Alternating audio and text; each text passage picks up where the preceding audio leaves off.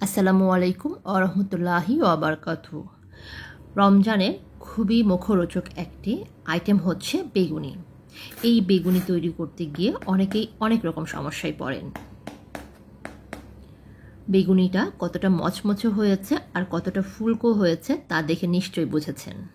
সঠিকভাবে বেসনের batter ready করতে পারলে সেই ব্যাটার দিয়ে বেগুনি এবং সকল ধরনের পাকোড়া আপনি খুব সহজেই পারফেক্টভাবে রেডি করে নিতে পারবেন।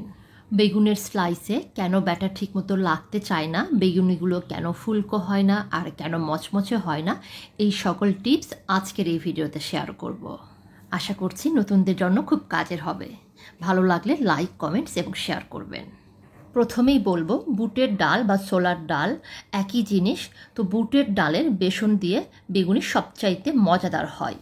তাই আজ আমি আপনাদেরকে বুটের ডালের বেসন দিয়ে বেগুনির ব্যাটার রেডি করে দেখাচ্ছি। বেসন নিচ্ছি এখানে 1.5 কাপ।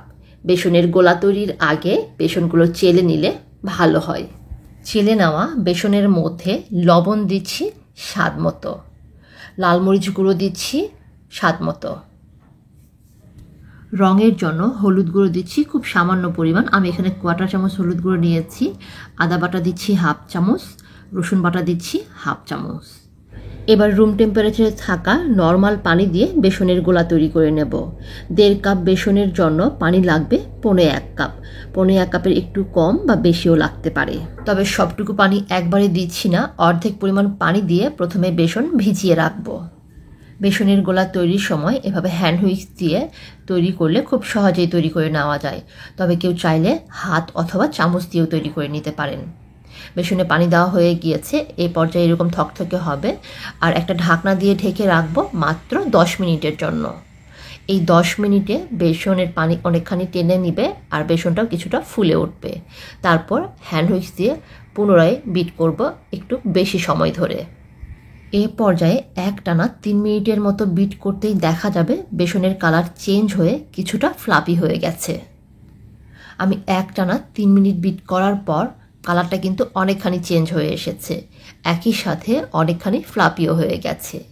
এ পর্যায়ে আমি আপনাদেরকে টেস্ট করে দেখাচ্ছি বেসনটা ঠিকমতো বিট করা হয়েছে কিনা। বিট করা ব্যাটার হাতের আঙ্গুলে নিয়ে সামান্য একটু পানির মধ্যে ফেললেই দেখা যাবে ব্যাটারের দলাটা পানিতে ভেসে থাকছে। ঠিক তখনই বুঝে নিতে হবে ব্যাটারটা ঠিকমতো বিট করা হয়েছে। আপনারা নিশ্চয়ই লক্ষ্য করেছেন আমি কিন্তু এখন পর্যন্ত কোনো প্রকার বেকিং পাউডার বা বেকিং সোডা কিছু ইউজ করি নাই। এর কারণটা হচ্ছে ইফতারি তৈরি করার সময় কাজের চাপটা একটু বেশি থাকে, তো অনেক সময় দেখা যায় যে বেসনের গোলাটা আগে থেকে রেডি করে রাখলে ইফতারির ঠিক আগ মুহূর্তে যখন বেগুনি ভাজা হয় তখন ঠিকমতো ফুলতে চায় না বা মচমচে হয় না। আর তার কারণ হচ্ছে আগে থেকেই বেকিং সোডা বা বেকিং পাউডারটা মিশিয়ে রাখলে তার কার্যকারিতা অনেকখানি কমে আসে। তাই কেউ চাইলে 1-1.5 ঘন্টা আগে ব্যাটারটা এভাবে ভালো মতো বিট করে একটা ঢাকনা দিয়ে ঢেকে রাখতে পারে, আর ঠিক ইফতারি বানানোর আগে বেকিং সোডা বা বেকিং পাউডার মিশিয়ে আবারও 1/2 মিনিটের মতো বিট করে কিন্তু বেগুনি তৈরি করে নিতে পারেন। একইভাবে কেউ চাইলে এই ব্যাটারটা নর্মাল ফ্রিজে 1-2 দিন পর্যন্ত সংরক্ষণ করতে পারেন। এখন বেগুনি তৈরির জন্য ফ্লাপি এই ব্যাটারে আমি 1 চা চামচ বেকিং পাউডার ইউজ করছি। কেউ বেকিং সোডা ইউজ করলে 1/4 চামচ বেকিং সোডা ইউজ করতে পারেন। আর অ্যাড করছি কালো জিরা 1 চা চামচ। কালো জিরা কেউ চাইলে স্কিপও করতে পারেন। এ পর্যায়ে বেকিং পাউডার এবং কালো জিরা খুব ভালো মতো বিট করে ব্যাটারের সাথে মিশিয়ে নেব, আর অল্প অল্প করে পানি অ্যাড করে ব্যাটারের ঘনত্বটা ঠিক করে নেব। বেগুনিগুলো ভাজার সময় যাতে তেল কম টানে এর জন্য অ্যাড করছি কুসুম গরম তেল 1/2 টেবিল স্পুন। তেল এই ব্যাটারের সাথে ভালো মতো মিশিয়ে নিলে বেগুনি তৈরির জন্য ব্যাটার সম্পূর্ণভাবে রেডি।